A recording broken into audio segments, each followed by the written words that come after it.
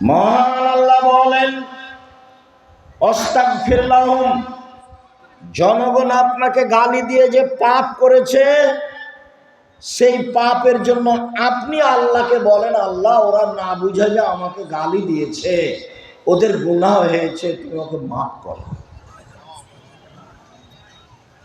এর নাম চাল চলো। বলতেই পাবেন না কাউকে গালি দিয়েছে দিয়েছে, বলতে পাবেন না এই তুই কে রে, ওকে মারাই তো লাগে 10 তো 20 টাকা দিব, লা মারাই।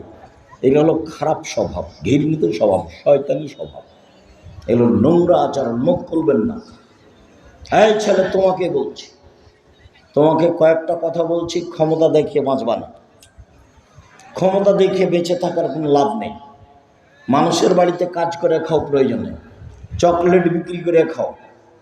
আসলে আমি চকলেট বিক্রি করে খেতে বলিনি, আমি বলেছি কম পয়সার ব্যবসা করো, লোন নিতে হবে না, শ্বশুর বাড়ি থেকে যৌতুক টাকা নিতে হবে না, এই কথা আমি বলেছি।